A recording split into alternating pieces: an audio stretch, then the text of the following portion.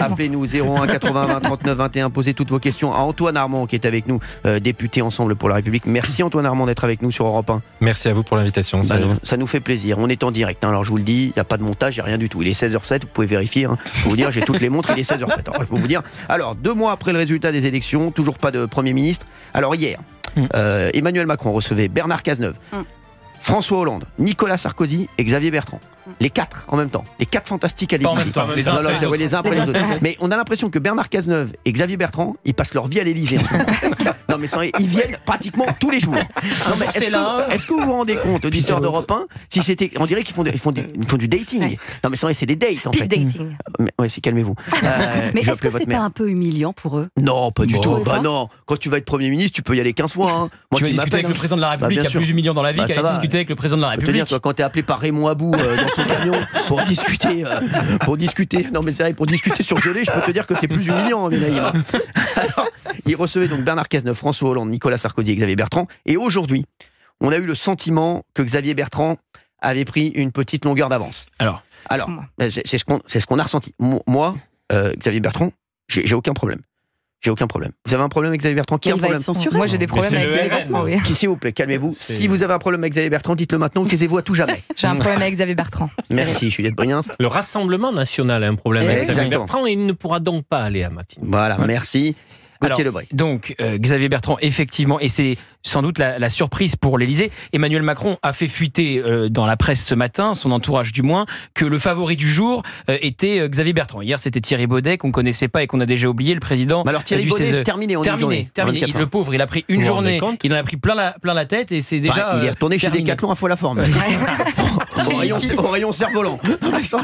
Et Olivier fait bien de le souligner, c'est impossible pour le moment pour Xavier Bertrand de se retrouver à Matignon. Il serait censuré dans les 2 jours, à la fois par le nouveau Front Populaire et par le Rassemblement National, puisque Xavier Bertrand n'a pas eu de mots assez durs ces derniers mois contre Bardella et Marine Le Pen, donc il est normal qu'il souhaite le censurer. Donc, il faut un profil, on voit bien vers quoi on va, plutôt de droite, qui pourrait rassembler les Républicains et les macronistes sans se faire censurer par le Rassemblement National.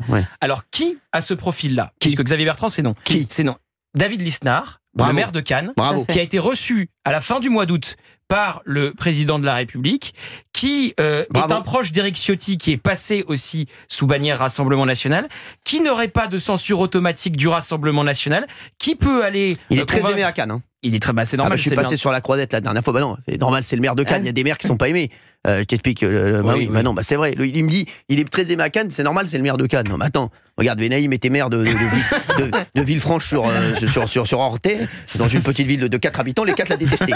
Voilà, merci. Donc voilà, donc je te le dis, oui. Mais donc il a ces qualités-là qui pourraient permettre. Alors évidemment, il aura le NFP contre lui, mais s'il n'y a pas de censure du RN et qu'il y a macronistes et LR qui se mettent d'accord, ça peut passer. Et j'ajoute qu'il est vraiment de droite, notamment de droite libérale, ce qui plaît sur la tranche économique, ce qui plaira au camp de Macron, et il est de droite aussi dur sur l'aspect sécuritaire et sur l'immigration. Je crois qu'on a le bon nom. Et il a toujours ménagé ses mots lorsqu'il parlait du Rassemblement National. Il n'a pas insisté sur l'extrême droite et sur le danger, la haine, etc.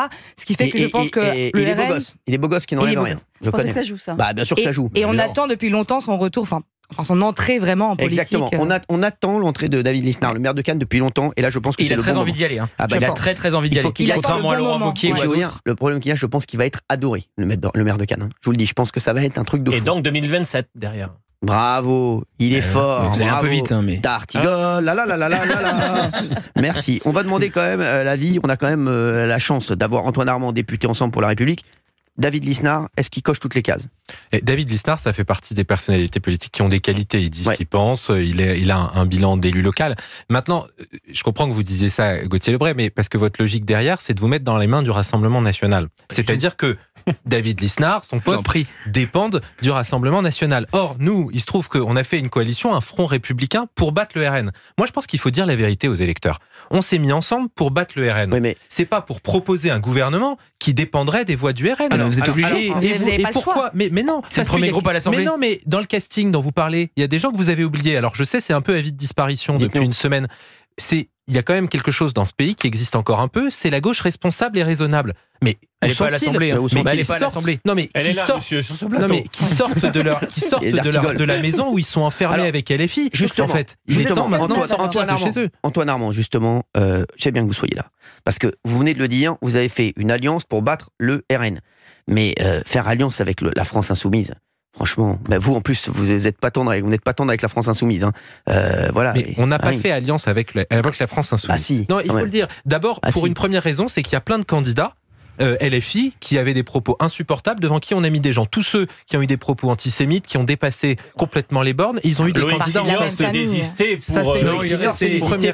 Non, il est resté justement. Ça, c'est une première chose. Il est resté. Pour aider Louis Boyard. La deuxième chose, c'est que, Cyril, vous comme moi, on voit dans la France Insoumise des gens qui veulent pas respecter les institutions, qui veulent pas travailler. Mais ces gens-là, ils représentent de moins en moins de monde. Il ne faut pas se laisser enfermer dans le piège de les regarder toute la journée et de ne pas travailler par ailleurs. Ce qu'attendent les gens, moi je reviens d'un week-end en circonscription, les gens ils nous disent, il y a plein de gens modérés, de bon sens, qui veulent de la justice sociale, de la sécurité, travailler ensemble. Donc il faut que Olivier Faure et toutes ses comparses, au lieu de passer leur journée au bistrot avec Jean-Luc Mélenchon, ils sortent et qu'ils aillent faire du travail. Et qu'ils aillent se dire avec qui on peut se mettre d'accord, la droite modérée, les macronistes, Horizon, le Modem, on travaille ensemble. Pourquoi ? Parce que moi je veux bien qu'on discute de David Lisnard, j'ai rien contre, Xavier Bertrand, Bernard Cazeneuve, mais la question qu'on se pose tous, c'est pourquoi faire ?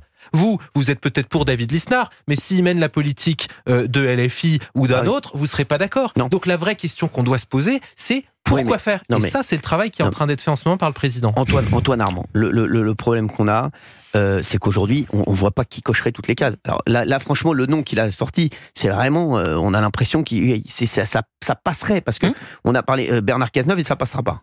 Non, parce que Bernard Cazeneuve, ça passera pas. Non. Xavier Bertrand, ça passera pas. Non. Moi j'ai parlé de Karim Bouamran, que j'aime bien aussi. Apparemment, ça passera pas. Et puis de toute façon, toutes les personnalités à gauche, même la gauche raisonnable, comme vous l'appelez, les premières choses qu'ils voudront faire, ce sera revenir sur les acquis du quinquennat qui vous tiennent tant à cœur, à savoir la loi immigration et surtout la réforme sur les retraites. Ils pourront pas se renier à gauche à ce point-là en n'abordant pas ce point. Donc, et ça, c'est pas ce que vous voulez. Fallait pas organiser d'élections. Vous avez 11 millions d'électeurs pour le Rassemblement national, vous en avez 8 millions pour le nouveau Front populaire. Si au final, c'est pour nous dire on maintient la même politique, on ne change rien. C'est un problème démocratique. Ça sera un jeu d'alliance. Antoine Armand, est-ce qu'on peut le dire aujourd'hui, cette dissolution, c'était une connerie, non ? C'était la décision du président de la République. C'est sa prérogative. Non, mais je sais. C'est sa prérogative. Regardez, moi, si je prends une décision qui est mauvaise, ils me le disent autour de la table. Oui, bien sûr. Quoi, vous me dites non ? Valérie Benaïm. Oh, bah oui, évidemment. Gauthier Lebray. Ça vous est déjà arrivé de prendre une mauvaise décision ? Il faut pas non plus oublier ce qu'on vivait quelques mois avant. C'est-à-dire que sur la loi immigration, sur les retraites, on n'arrivait plus. On était à bout de quelque chose. Pas moins. Non, mais il y a quand même quelque chose à en. On peut pas, et vous avez raison, vous dites telle personnalité. Moi, j'ai l'impression qu'aujourd'hui, les forces politiques du pays, quand vous vous présentez à une élection, c'est pour gouverner. C'est pas juste pour vous pointer, même si c'est très agréable, venir chez Cyril Hanouna, aller à l'Assemblée nationale, et puis faire un peu de télé et rentrer chez soi. C'est pour travailler. Moi, j'ai l'impression aujourd'hui que les partis politiques, ils viennent au milieu de la cour de récré, ils s'asseyent par terre en tailleur, ils arrêtent de respirer jusqu'à ce qu'ils aient ce qu'ils veulent. Mais ça marche pas comme ça, enfin. Lucie Castel, elle peut pas arriver et dire c'est ça ou rien, alors qu'ils ont 180 députés. Le Rassemblement national, il peut pas nous dire je prétends être responsable, mais je suis d'accord avec personne. Cazeneuve, censure. Bertrand, censure. Toute autre personne que le RN, censure. Mais je veux pas non plus gouverner en tant que Rassemblement national. À un moment, il faut qu'on demande des comptes aux gens qui ont été élus pour gouverner. Ça aurait pas été plus simple d'avoir plutôt le Rassemblement national avec vous et puis c'est tout ? Puis, parce qu'on dit souvent que la stratégie du président de la République, c'était justement de cramer le Rassemblement national pour qu'en 2027 ils perdent. En leur donnant les clés du camion. Exactement. Voilà. Et derrière, ils auraient tout bloqué parce que on le sait, on sait comment ça se passe. Je le dis aux auditeurs d'Europe 1, sachez-le. Derrière, Jordan Bardella aurait été Premier ministre, même avec la majorité absolue, il aurait pu faire très peu de choses. Mais Cyril, c'était l'objectif d'Emmanuel Macron, mais pas de Gabriel Attal. Exactement, c'est ça. Et c'est là qu'il y a eu qu'on appelle le couac. Le couac. Hiatus. Cyril Hanouna. D'ailleurs, c'est terrible. Antoine Armand est avec nous, député Ensemble pour la République. Vous lui posez toutes vos questions 01 80 20 39 21 et vous réagissez à tout ça sur l'antenne d'Europe 1. Allez, j'ai eu la chance d'être élu député d'Annecy. Et vous savez, pendant la campagne, j'étais face à un candidat du Rassemblement national qui était incapable de dire le début d'une phrase sur l'économie, sur la société, on a vu l'extrait, l'immigration. Vous avez vu l'extrait. Mais il n'était pas tout seul. Il y en avait une centaine d'autres en France qui ont même refusé de débattre. Alors, il faut dire la vérité sur le Rassemblement national. Oui, parfois, ça présente bien. Oui, sur TikTok, ça fait des vidéos qui fonctionnent bien. Mais quand il s'agit d'aller, comme ici, sur un plateau, donner des idées, combattre, là, il n'y a plus personne. D'accord, mais vous êtes allié avec un parti quand même qui a présenté Raphaël Arnaud. Ça on vous a ne s'est pas allié avec la France insoumise. On ne s'est pas allié. Il y a une logique de non. Vous avez résisté à leur profit, c'est la même chose. Ça n'a rien à voir. Et vous avez appelé à voter pour les candidats LFP. Tout le monde sait autour de cette table qu'il y a une différence entre le RN et LFI. Pour moi, il y en a une. Je vous l'ai dit très simplement. Pour moi, le RN a un projet qui n'est pas compatible avec des choses fondamentales pour la France, même s'ils ont repeint la boutique. La France insoumise, ils ont fait des choses insupportables. Ils abîment nos institutions et c'est pour ça qu'on ne veut pas travailler avec eux. Mais les mettre sur le même plan, vous rendez service à personne. Moi, je les mets pas sur le même plan. Moi, je les mets pas sur le même plan. C'est dans l'autre côté, moi. Non, moi, je les mets de l'autre côté. Ceux qui étaient à la marche pour l'antisémitisme et ceux qui étaient... S'il vous plaît, mais dire comme vous le dites qu'on a fait alliance avec LFI alors qu'on partage pas de programme, qu'on partage pas d'idées et que la seule qui ont fait alliance avec eux, c'est malheureusement le PS, etc., c'est pas la vérité. C'est important de dire. Antoine Armand, je vous avais parlé du RN et de la France insoumise. Ici, je pense qu'autour de la table, 4 sur 5 mettent la France insoumise beaucoup plus dangereuse que le Rassemblement national. Comme 80% des Français dans les sondages. Vous, Gauthier Lebray aussi. Hein. Mais moi, j'analyse deux choses. En fait, les stratégies politiques. D'un côté, on a le Rassemblement national qui joue la carte de la respectabilité. Il suffit de voir ce qui s'est passé depuis 3 ans à l'Assemblée nationale. Et de l'autre, la France insoumise qui va toujours plus loin dans l'outrance, qui va jusqu'à l'intimidation. Je suis désolé, il n'y a pas un député du RN qui a joué quasiment au corps à corps comme Sébastien Delogu avec ce Benjamin de l'Assemblée. Imaginez 2 secondes s'il y avait 2 députés du Rassemblement national comme Sébastien Delogu et Rima Hassan, aujourd'hui députée européenne, qui seraient allés manifester devant n'importe quel média pour protester contre l'interview d'un dirigeant comme ils l'ont fait avec TF1 pour Benyamin Netanyahou. Ils ont tenté d'inviter une terroriste à l'Assemblée nationale. Donc je veux bien que vous mettiez les choses sur le même plan. Pas du tout. Écoutez, moi je fais partie des députés qui ont signé une lettre pour demander au Parlement européen de lever l'immunité parlementaire de Rima Hassan. Elle a menacé François-Xavier Bellamy. Voilà. C'est insupportable. Mais en fait, qu'est-ce que vous dites derrière? Vous faites comme s'il n'y avait plus en France que RN et LFI. Et à la fin, c'est quoi? Ce sera de toute façon le populisme qui gagne. Moi, mon combat politique, c'est ni le RN, ni LFI. C'est Emmanuel Macron qui a organisé ça. Vous êtes obligé de compter. S'il vous plaît. Et c'est ça qui compte. Parce que regardez, je vous donne un seul exemple. On en avait déjà parlé chez vous, Cyril Hanouna. Si vous regardez sérieusement le quotidien des entreprises, des chaînes de télé, de radio, etc., si c'est le RN, c'est la préférence nationale, les entreprises étrangères vont arrêter d'investir en France, on va s'appauvrir. Si c'est la France insoumise, j'ai pas besoin de vous faire un dessin, je pense que c'est assez clair sur l'attractivité du pays. Donc quand vous renvoyez RN et LFI face à face, vous parlez pas de ce qui compte, c'est-à-dire comment on fait du business en France, comment on fait avancer l'activité économique, et c'est ça qui compte à la fin pour les gens au quotidien. Justement, moi j'ai une question que sûrement les Français doivent se poser en ce moment. On parle tous de la dette française, on parle tous d'une économie extrêmement compliquée, mais là ça fait quand même 50 jours qu'on n'a pas de gouvernement. Est-ce que Bruno Le Maire il continue à travailler ou bien non, parce que c'est vrai qu'à un moment on a envie de savoir, quand tu sais que tu vas partir, c'est comme quand c'est fini avec ta meuf, tu mets plus de costume, hein. Non mais c'est vrai, t'es en slip à la maison en train de regarder des matchs du PSG ou de l'OM. Non mais franchement c'est vrai. C'est comme Gérald Darmanin qui était sorti avec l'histoire de la cravate. Oui mais Gérald Darmanin il a bossé, il a fait les JO, là il est encore sur les JO. Arrêtez, non, Gérald Darmanin c'est pas parce qu'il a mis un jean qu'il travaille pas. Oui mais lui c'est démotivant quand on est démissionnaire. Non mais est-ce que ça bosse en ce moment sur la France? Oui, sur le budget notamment qui est très difficile puisque vous l'avez rappelé, on a un déficit et on a une dette qui sont très préoccupants. Le problème c'est que quand il s'agit de faire des économies. Alors, quand il y a pour demander s'il y a un problème de dette, là, vous avez tout le monde. À l'Assemblée nationale, tout le monde se lève, il faut faire quelque chose. Et puis ensuite, vous parlez des économies. Allez, on y va. Les retraites, il n'y a plus personne. Baisser l'assurance chômage, il n'y a plus personne. Réduire des dépenses. Oui, on est tous pour réduire les dépenses. Mais lesquelles? Les policiers, non, on en a quand même besoin tous les jours. On a vu pendant les JO, difficile. Quand il y avait des effectifs de police importants, on a vu la différence. C'était incroyable. En fait, la solution, elle est juste là. C'est un truc de fou. La qualité de vie. Vous vous rendez compte? Non mais moi, si j'étais, je serais jamais au gouvernement. Mais moi, pour moi, le premier budget. Je vous le dis, il faut priorité à la sécurité, c'est ce que veulent les Français. On a vu pendant les JO, les Français étaient heureux, les Parisiens. Régalien. Exactement, aussi la santé. La santé, exactement. L'éducation oui, bien sûr. Mais aujourd'hui, non mais parce que là, on a vu On a vu qu'avec des moyens. Mais c'est assez simple. Il faudrait recruter pour avoir cette police, disons, territorialisée, de proximité, en lien, comme on l'a vu sur Paris et les JO. Il faut à peu près 30 à 40 000 recrutements. C'est ce que les organisations syndicales nous disent. C'est à portée de main. Il suffit d'une décision politique. C'est une priorité dans un futur budget. Là, vous exagérez quand même sur le budget. C'est nous faire la leçon sur ce qui s'est passé. Parce que Bruno Le Maire est à Bercy. Non, mais vous dites, on ne veut jamais faire des dépenses. Mais Bruno Le Maire est à Bercy depuis 7 ans. Donc le bilan des finances publiques, c'est son bilan. Vous verrouillez sur la question de nouvelles recettes fiscales, c'est tabou pour vous alors qu'on pourrait en discuter. Et vous nous dites que c'est la faute des collectivités territoriales qui ne sont responsables que de 9%. C'est Bruno Le Maire qui vient de le dire. Qui ne sont responsables que de 9% de l'endettement public. Non mais tout le monde a sa responsabilité. Mais vous avez dit un mot, j'ai bien aimé votre mot parce qu'on sent que vous avez le sens de la formule. Vous avez dit recette fiscale. Oui. En fait, je vais traduire, c'est impôt. Alors, moi je veux bien, mais on est le pays du monde qui taxe le plus. Si la solution c'était les impôts, on serait la première puissance mondiale. C'est-à-dire qu'on serait en train de lancer des projets dans tous les sens. Donc, on est le premier pays à dépenser au monde, on est le premier pays à taxer au monde. Si on prenait un moment et qu'on se disait qu'il y avait sûrement mieux à faire, je pense qu'on y arriverait. Vous avez totalement raison sur la police et sur les gendarmes. Moi, une des décisions dont je suis le plus fier, c'est qu'on ait voté plus de 10 000 gendarmes et policiers. J'étais avec les gendarmes d'Annecy il y a 10 jours, on faisait une tournée de nuit. Ben oui, quand vous êtes plus nombreux, quand vous avez les bons équipements, quand vous pouvez intervenir, vous faites changer la peur de camp et je crois que c'est aussi important en ce moment. On est sur Europe 1, il est 16h23, nous sommes en direct. Merci Valérie Benaïm pour cette...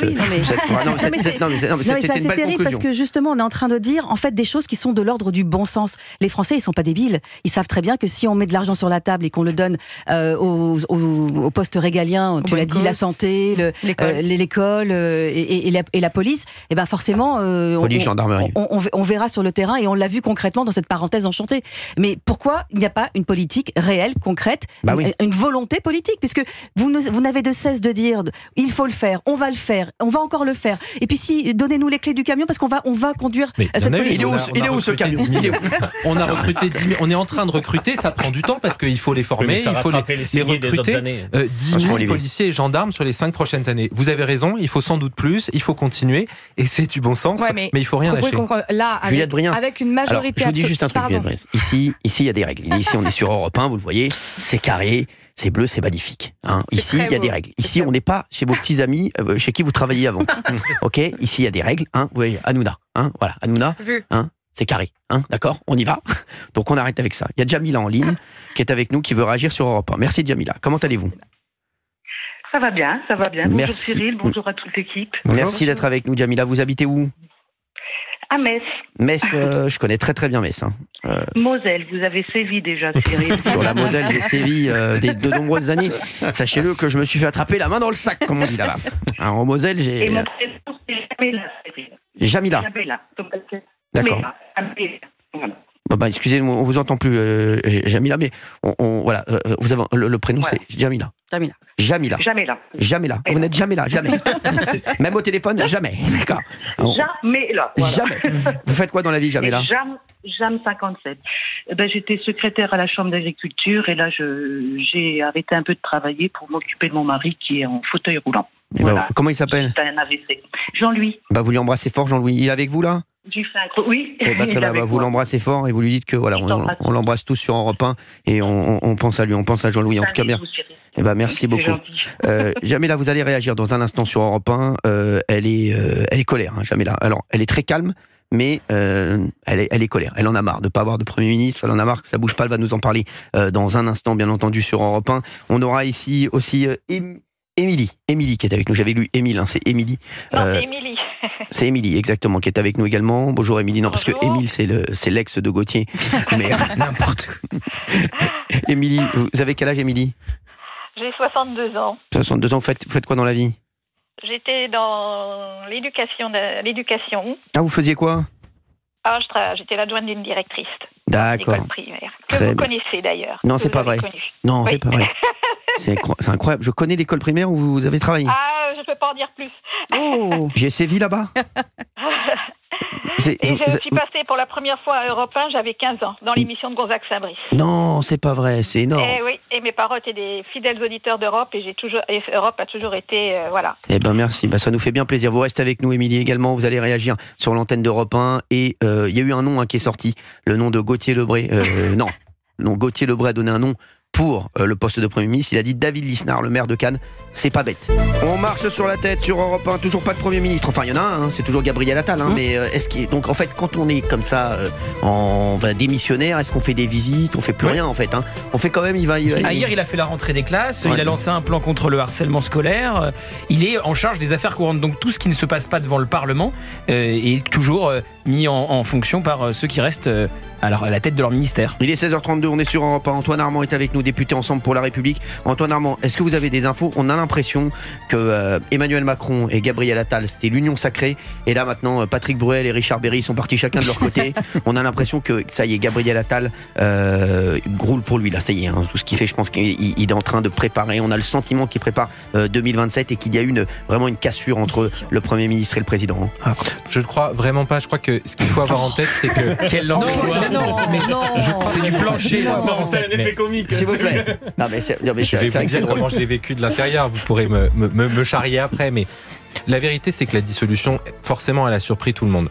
Et pendant plusieurs semaines, Gabriel Attal, vous dites, il roule pour lui. Il a fait exactement le contraire. Il a été un peu partout en France. Il a été soutenir les compagnons et il a permis sans doute de faire élire beaucoup de personnes chez nous. Et maintenant, il est président de notre groupe. Moi, j'ai trouvé que celui qui l'avait le plus soutenu sur la dissolution, c'est Gérald Darmanin. Excusez-moi. Gérald Darmanin, c'est celui qui a le plus soutenu Emmanuel Macron après la dissolution, bien plus que Gabriel Attal. Et après, Gérald Darmanin et Gabriel Attal n'ont jamais été grands amis non plus. Excusez-moi, Juliette Briens, ici on est sur... Vous m'avez regardé, j'ai pensé que c'était une invitation à la parole. Non, il n'y a aucune invitation là-dedans. Donc, allez, elle va retourner, tu vas voir, elle va retourner d'où elle vient, tu vas voir, ça va lui faire tout drôle. Merci, non, on vous aime quand même. Alors, non, mais Antoine Armand, c'est vrai, on avait l'impression que Gérald Darmanin était, alors qu'en plus Gérald Darmanin c'est un des seuls ministres avec Bruno Le Maire, qui était plutôt à droite, plutôt à droite et qui n'était pas dans le camp d'Emmanuel Macron, c'est celui qui l'a le plus défendu après la dissolution. Mais ce qui était important après la dissolution, c'était pas de pleurer sur le lait renversé et de se demander s'il fallait la faire ou pas, c'était de repartir au combat. Et c'est ce qu'il a fait Gabriel Attal tout de suite, et c'est parce qu'il s'est déplacé partout chez les collègues qu'on a pu aussi montrer nos couleurs. Et puis vous savez, en politique, et vous le premier, ce qui compte, c'est l'incarnation. À un moment, qu'est-ce qui est l'avenir aujourd'hui du centre, de la modération? Est-ce que c'est des gens comme Gabriel Attal qui sont jeunes, qui ont eu des responsabilités, qui sont pas tombés dans le populisme et qui, quand ils étaient au ministère de l'Éducation, n'ont pas tremblé sur le harcèlement scolaire, sur la fin de la baya, sur les groupes de niveau? Oui, moi je crois qu'effectivement, il incarne, entre autres talents que vous avez cités, le futur de notre mouvement politique. Pour vous, Gabriel Attal, c'est vraiment le meilleur candidat pour 2027? Voilà, vous savez, on sort d'une dissolution, on n'a pas encore de gouvernement, il y a des municipales en 2026, des sénatoriales en 2026, peut-être d'autres législatives. Il est incroyable. C'est très, très, très, très loin. C'est le contraire de Fabien Lecoeuvre. Non mais c'est vrai, il parle beaucoup, il parle bien, Antoine Armand, mais il n'est pas payé. C'est ça. Merci d'être avec nous, en tout cas sur Europe 1. Il y a Jamela qui est avec nous, donc on l'a vu tout à l'heure en ligne, elle voudrait réagir sur tout ce qui se passe. Merci d'être avec nous. Merci de m'accueillir. Dites-nous tout alors. Alors, écoutez, moi je suis en colère depuis les résultats des législatives. Je trouve déjà pas normal qu'il y ait un deuxième tour, parce que le deuxième tour permet que de faire des magouilles.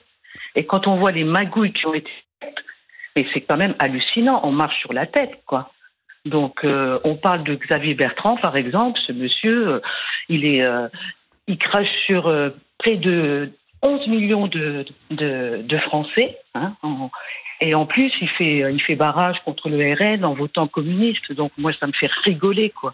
Alors, il y a Antoine Armand qui a fait une drôle de tête quand il a dit en votant communiste. Antoine Armand, ce que je vais défendre Jamela, en fait, c'est parce que elle parle de votre alliance, le Nouveau Front Populaire. Il y avait de tout dans ce Nouveau Front Populaire. Quand on dit, quand il y avait Raphaël Arnaud, moi je suis désolé.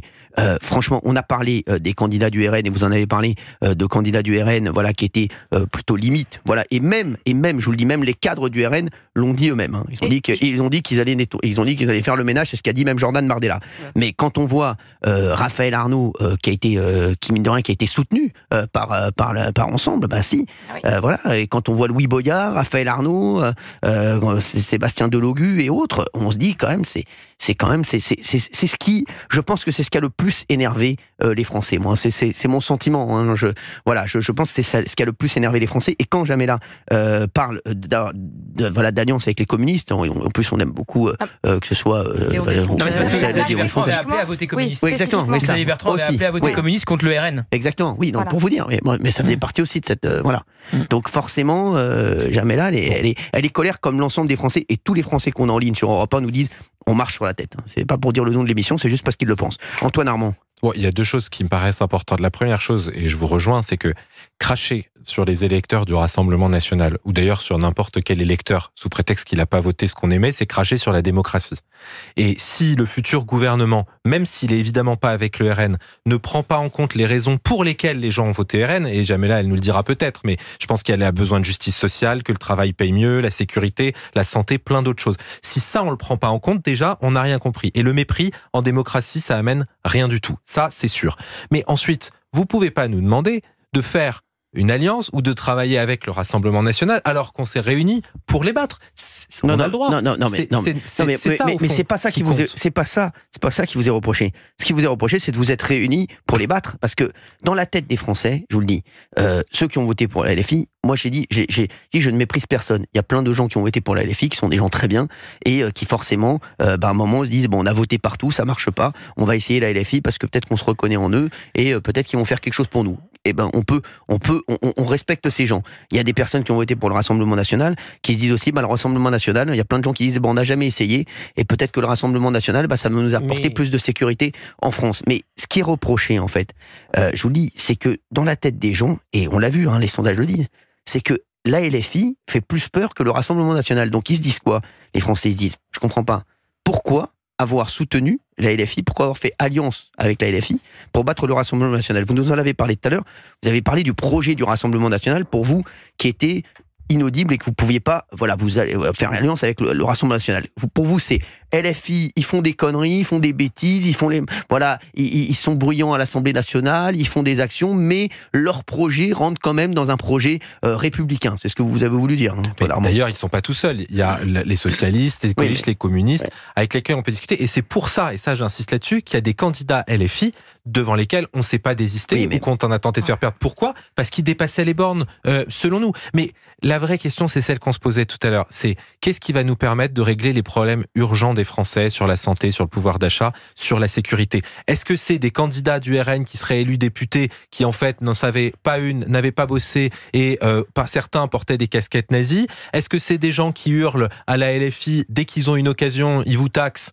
ou ils vous prennent quelque chose et ils critiquent la police? Non, donc il faut que les gens modérés se mettent ensemble. Et oui, ça passe par des gens comme Xavier Bertrand, qui je crois fait quand même du bon travail dans la région Hauts-de-France, il est apprécié, et par d'autres. Mais si on cette coalition, on la voit pas arriver, cette coalition. Tout le monde parle de coalition, regardez, tout le monde dit qu'on veut la coalition, on ne la voit pas. Mais depuis que ça avance déjà depuis quelques jours. Le LR commence Laurent Wauquiez discute bien avec. Maintenant, il y a des gens qu'on attend. Olivier Faure, s'il pouvait arrêter F-A-U-R-E, oui. S'il pouvait arrêter de. Il veut censurer Bernard Cazeneuve. Non, mais s'il pouvait arrêter de croiser les bras quand on insulte les socialistes, quand Clémentine Autain, si c'est socialiste, et se mettre au bureau avec une feuille de papier et réfléchir à ses conditions à lui aussi, on pourrait travailler. C'est de ça dont le pays a besoin. Et il n'y a pas aujourd'hui d'alternative. Sinon, c'est un gouvernement RN-LFI, c'est-à-dire tous les populistes ensemble.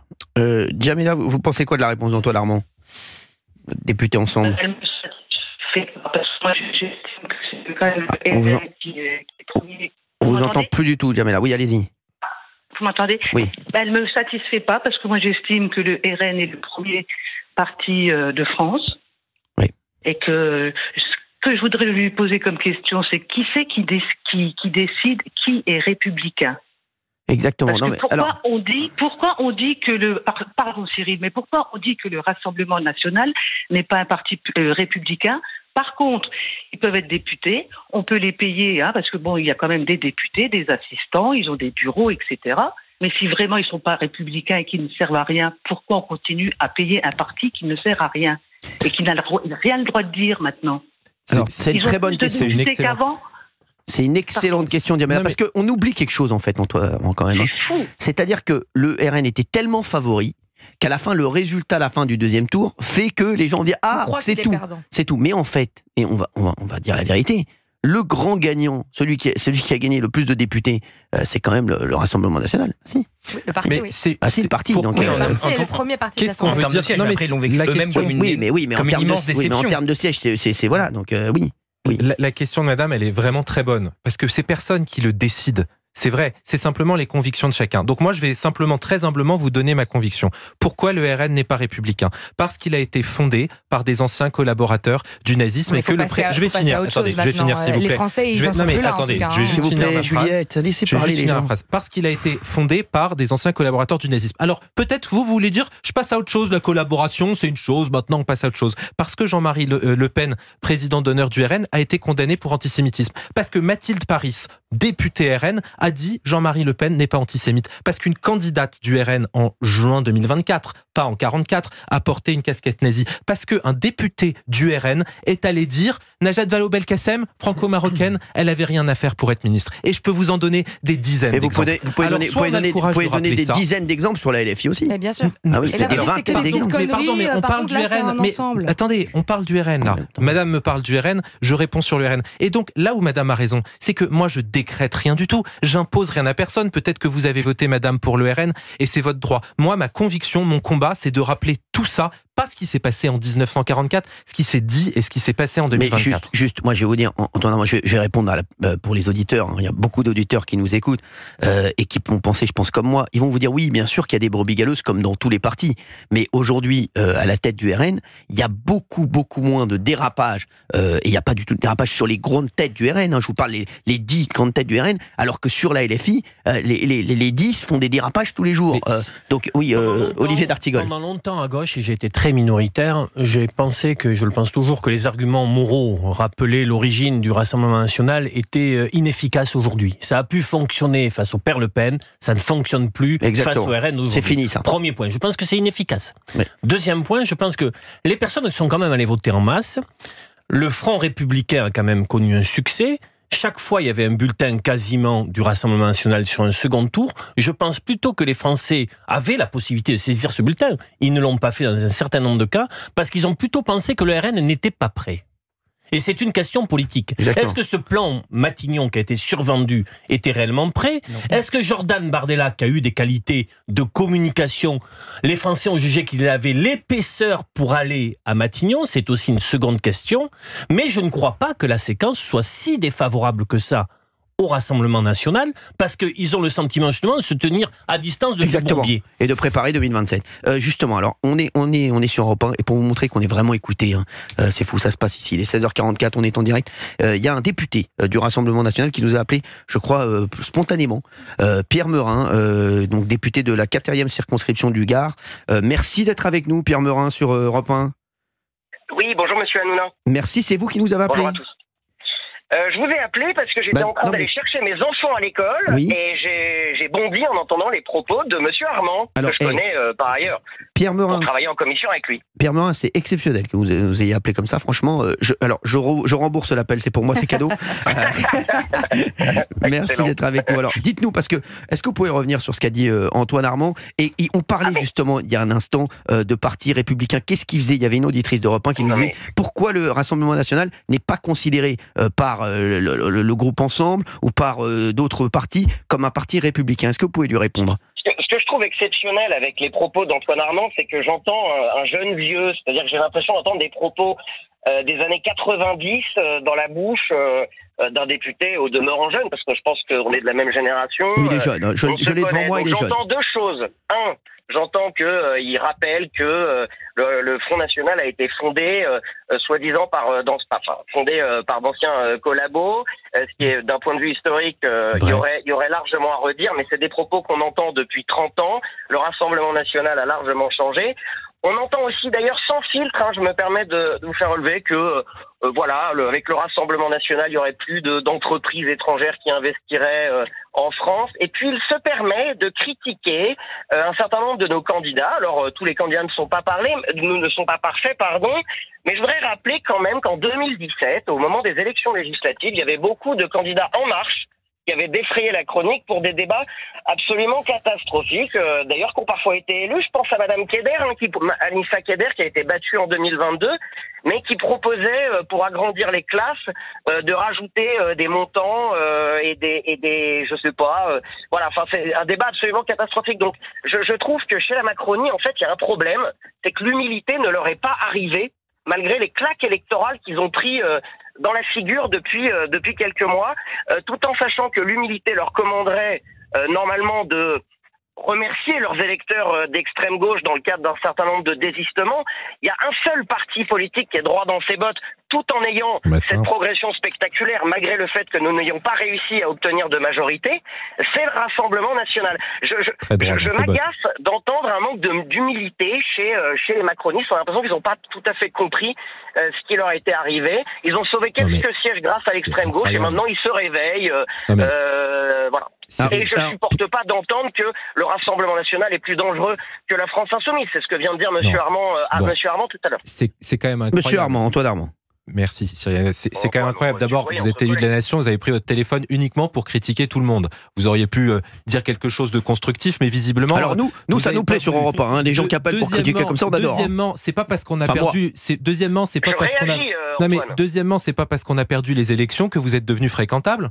C'est pas parce que la Macronie a pas gagné les élections que vous êtes un parti républicain. Qu'est-ce que c'est que cette inversion des choses? Moi, j'ai aucun problème à le reconnaître. On n'a pas gagné les élections. Simplement, nous, on est autour de la table. Mais qui a gagné les élections? Personne. C'est tout le problème. On est d'accord. C'est tout le problème. On a perdu. Et donc nous, on est autour de la table pour trouver une solution. Et j'exprimais une conviction. Donc si ce qui vous amuse, c'est d'aller chercher ce qu'a dit une candidate sur un débat en 2017 et que c'est la réponse c'est ce que tu viens à de ça, faire en parlant de ton malheureusement, je crois que c'est pas à la hauteur de la situation actuelle. Et en méprisant l'engagement des gens. Mais pas du tout. C'est du snobisme.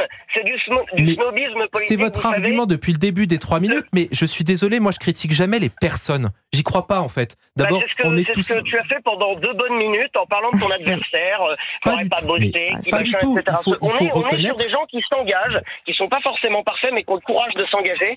Mais j'ai jamais remis ça en cause. Et d'ailleurs, mon concurrent, j'ai eu l'occasion de lui dire que je respectais son engagement. Maintenant, quand on se présente à une élection législative, si c'est pour dire que son dentiste est juif et son gynécologue musulman, excusez-moi, mais je pense qu'il y a quand même un certain nombre de limites qui sont franchies. Si on se présente à une élection en disant il faut baisser les taxes sans savoir quelles taxes on peut baisser, je considère que c'est un problème. Merci Pierre. Parce que des candidats En Marche, il y en a eu des sacrément douteux au niveau des débats. Merci Pierre Meurin. Pierre Meurin, la grande question qu'on se pose et que tout le monde se pose et que tous les auditeurs se posent à 16h49, est-ce que vous avez pu récupérer les enfants à l'école? C'est bon, je viens justement d'arriver à la maison et c'est impeccable. Je vais leur donner leur goûter. Bon, très bien. Alors, vous savez que je suis spécialiste. À défaut d'aller à l'Assemblée nationale pour l'instant. Pierre Meurin, vous savez que je suis le spécialiste du goûter. Hein, vous me demandez. Hein. Écoutez, on en reparlera. Je vous demanderai la recette pour mes enfants et je suis sûr que la plus-value sera majeure. Merci Pierre Meurin, en tout cas d'avoir. Il a réagi spontanément. Et Antoine Armand, vous dites au revoir quand même. Vous dites vous saluer parce que. Absolument, on travaille même dans la même commission. Voilà. Merci Pierre Meurin d'avoir été avec nous sur Europe 1. À bientôt. À bientôt, merci. J'adore quand les gens appellent comme ça spontanément. C'est vraiment, non mais c'est fou. C'est comme ça, tranquille. C'est la magie de la radio. Ça montre qu'on est écouté. Ça montre qu'on est écouté. Exactement. Voilà. Merci. Fabien Lecoeuvre est toujours avec nous pour ceux qui se demandaient sur Europe 1 s'il faisait toujours partie de l'équipe. Sachez qu'il est là. Ça va sortir. Hein. Dans un instant, il y a un scoop qui va sortir. Je peux vous dire que ça va secouer, ça va chauffer dans les Bermudas. Pour le moment, on a Émilie en ligne qui est avec nous depuis tout à l'heure. Elle nous attend. Émilie, merci d'être là. Émilie, vous vouliez réagir à tout ça? La France est un pays qui aime la politique et c'est quelque chose de vivant. Voilà. Oui, merci. Et malheureusement, depuis, je veux le dire, l'arrivée de notre président, petit à petit, il a desséché la substance politique. Voilà. Alors pour moi, petit à petit, alors je suis plutôt droite sociale, mais dans le bon sens du terme. Vous voyez ce que je veux dire? Ouais. Voilà. Petit à petit, il y a une forme insidieuse, je dirais, de coup d'État progressif par notre président. Parce que je pense qu'il va faire en sorte de changer la loi électorale. Je ne suis pas pour la proportionnelle, parce que la proportionnelle, c'est le régime parlementaire. La Troisième République, ça a donné juin 40. Et après la Quatrième République, coup d'État, Charles de Gaulle a repris les choses en main. Et je suis pour 2 tours. Voilà. Alors, depuis ces derniers mois, nous avons été gouvernés par des 49-3. on n'a pas trop écouté la rue. Il y avait des gens, des syndicats valables, il y avait des propositions valables. Et là, actuellement, on le dit peu, il y a des décrets qui sont pris dans les ministères. Entre autres, une économie de 3 milliards au ministère du Travail. Je ne crois pas que ce soit là où il faut économiser. De plus, maintenant, on attaque les collectivités locales qui ne sont pas responsables. Et les élus de terrain sont des gens dévoués, investis, courageux. Et on porte l'opprobre sur les élus locaux. Et ça, c'est pas bon. Et puis, je pense qu'il faut revenir à la droite et à la gauche. Parce que cette confusion, c'est ce qui a amené LFI et la progression du RN, parce que la classe moyenne, les classes moyennes correctes, parce qu'il y a maintenant on en est à différentes couches dans la classe moyenne. Oui. Elle veut exprimer sa colère, comme vous avez le courage de l'exprimer, par rapport à toute cette violence et cette brutalité, par rapport à notre meilleur système de santé qu'on a abîmé, notre système éducatif qu'on a abîmé. Ce sont les 3 piliers d'une société qui fonctionne. Et en ce moment, on est dans une ambiance délétère. Et les gens ils expriment une colère, mais ça ne va pas au-delà. Voilà. Et d'être écoutés. Alors, le président a fait des grands débats, ça ne mène à rien. De toute façon, là, il nous balade, il nous promène, et puis on va attendre, on ne sait pas ce qui va se passer. De toute façon, il faudrait une femme ou un homme avec une forte personnalité, mais ça, il ne supporte pas parce qu'il a besoin de dominer et de contrôler. Et c'est triste pour le pays, parce que là, il va y avoir un coup près, parce qu'on est obligé de rendre des comptes, malheureusement, à la Commission de Bruxelles. Et qu'est-ce qui va encore porter le fardeau ? C'est la petite classe moyenne. Comme vous, je défends les PME, les TPE, des gens qui ont envie d'entreprendre, des jeunes courageux. Et quand je vois des jeunes valables qui disent « je vais quitter la France », je pleure. Il y en a de plus en plus. Quand je vois des gens de votre communauté, parce que je défends votre communauté, qui partent, je pleure. Voilà. Et c'est vrai qu'il y a de plus en plus de jeunes qui partent, on le voit. Et même, c'est pas ça, les parents disent, de toute façon, on va, mon fils, on les encourage à partir. Et c'est ça qui est fou. Émilie, témoignage très fort sur Europe 1 d'Émilie. Je trouve que vraiment c'était très poignant. Merci Émilie d'avoir été avec nous sur Europe 1. Merci à toute l'équipe. Merci beaucoup. C'est moi qui vous remercie. Vous nous rappelez quand vous voulez, bien entendu. Antoine Armand, est-ce que vous voulez dire un dernier mot? Il vous reste 30 secondes. Est-ce que vous avez quelque chose à dire?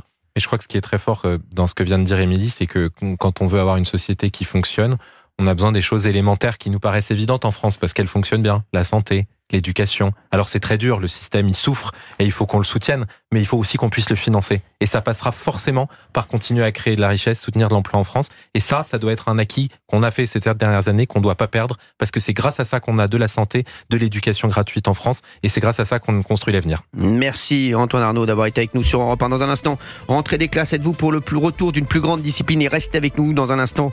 Fabien Lecoeuvre va parler. Et il a un truc à nous dire très très important. Sur qui? Merci, à tout de suite.